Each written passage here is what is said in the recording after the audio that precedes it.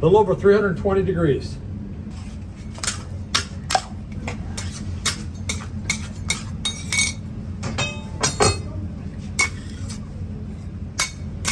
My name is Jerry. Welcome to Logan's Candies. I'm going to talk you through the demonstration here. What we have here is a mixture of sugar, water, and corn syrup. It's been cooking for about 45 minutes. When I poured it on the table right now, it's a little bit over 320 degrees. So we're just trying to cool it down a little bit. We're going to add a little bit of flavor and a little bit of color. And then about 20 minutes or so, we're going to be over on the table pulling out some candy canes and some pillows. Let's see, I heard a question out there. What was the question? The question was? How cold is the slab? The slab, okay, so the slab starts out at room temperature. This is marble, and it starts out at room temperature. This is our third batch of the day, so it's probably around 98 and 97 degrees, something like that to start with. Probably a little bit warmer right now because we just poured on it, but it's just kind of room temperature to start with. It does help pull the heat out, but it also, at this point, it will start keeping it a little bit warmer because it is warming up, so good question. So with this, the same recipe we've been using here at Logan since 1933. Same recipe, same marble slab, same hook on the wall, same stove, same heater. I have not been here quite that long. I got here this morning at about 9:15, so run a little late this morning. So we're going to be making toasted marshmallow today. Now I also do haircuts if anybody needs a trim. Happy to help out right there. I'm thinking he could use a cut, so I'll warn you now, I'll only do one style. It's bald is beautiful, says the bald man. That's all I can do. All right, so I'm going to separate a little bit out here. We're going to start out with our first stripe. We'll do like I mentioned, a darker brown stripe, then a lighter brown stripe. So I'm going to separate just a little bit out here. I'm going to cut just a little bit off of here. So no flavor whatsoever. This will just be the color only. There's our brown there. I'm going to mix that in just a little bit. I'm just going to fold this in here for a couple minutes.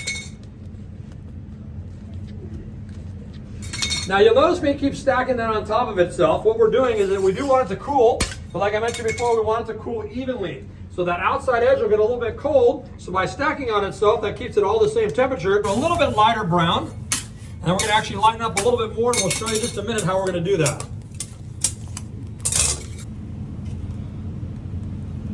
Just going to add a little bit of brown to this one.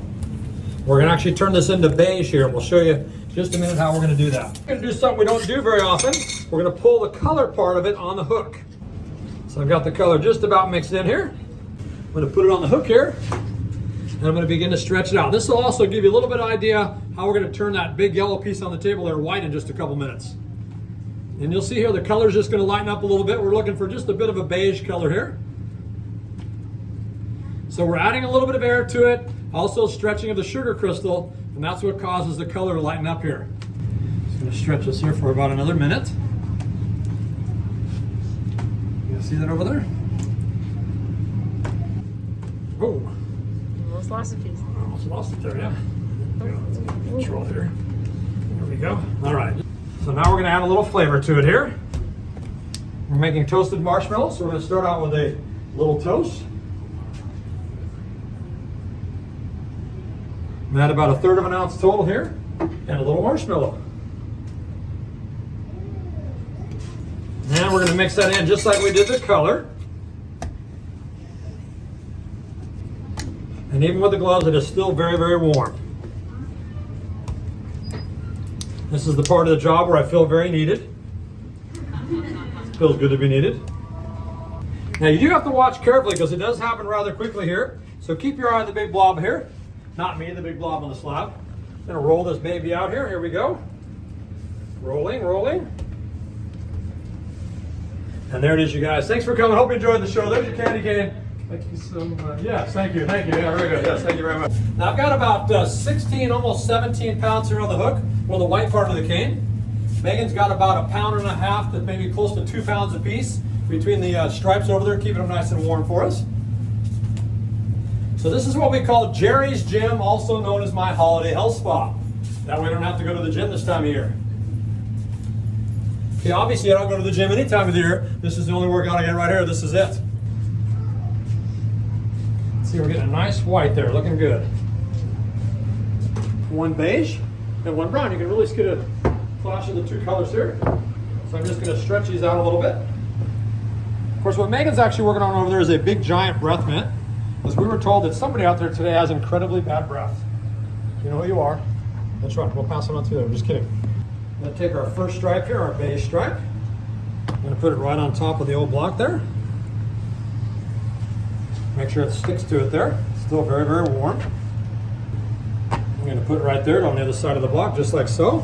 Leaving a little bit of white on both sides. And as you can see right here, if you look carefully, I've got on this side here, my big brown, or beige stripe on this side right here.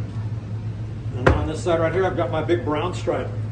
Anybody out there bowl, any bowlers? Maybe you can take that down the lanes. And how about any baseball fans? I know I got some Dodger fans out there, right? So anybody? I'm a big Dodger fan myself. How about a big giant turkey leg? It's not that time of the year, but I can eat turkey any time of the year.